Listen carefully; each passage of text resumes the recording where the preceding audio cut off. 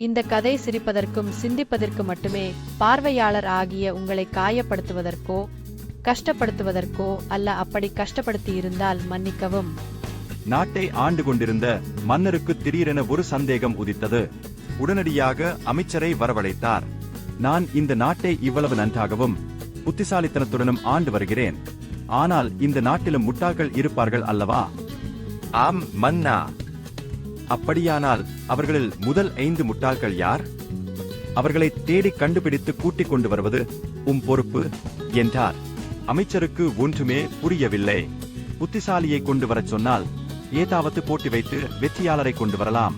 முட்டாளை கொண்டு வரச் சொன்னால் என்ன செய்வது? சொன்னது மன்னராயிற்றே.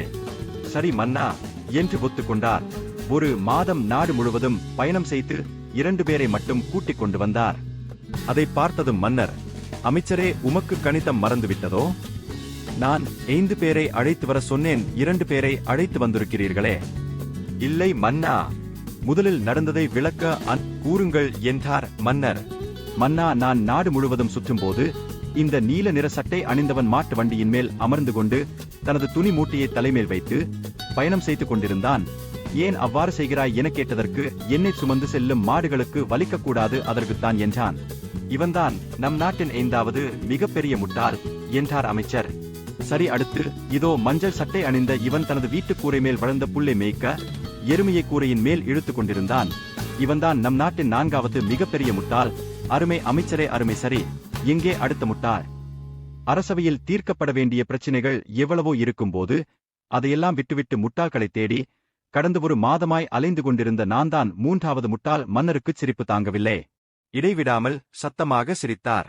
பின்னர் அடுத்தது யார் என்றார் மன்னர். நாட்டில் எவ்வளவோ பிரச்சினைகள் இருக்கும்போது அதை கவனிக்காமல் முட்டாள்களை தேடிக் கொண்டிருக்கும் நீங்கள்தான் 2வது முட்டாள் என்றார் அமைச்சர்.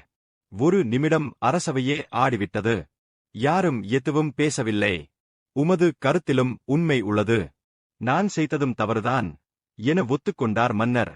சரி, எங்கே முதலாவது முட்டாள் என்றார் மன்னர். அதற்கு அமைச்சர் சொன்னார், மன்னா, அலுவலகத்திலும் வீட்டிலும் எவ்வளவோ வேலைகள் இருந்தாலும் அதையெல்லாம் விட்டுவிட்டு யூடியூபில் நாட்டின் மிகப்பெரிய முட்டாள் யார் என்று தேடிப் படித்துக் கொண்டிருக்கிறாரே, இவர்தான் அந்த முதல் முட்டாள். இது போன்ற கதைகளை தொடர்ந்து காண ஜக்சரா சேனல் சப்ஸ்கிரைப் பண்ணுங்க, லைக் பண்ணுங்க.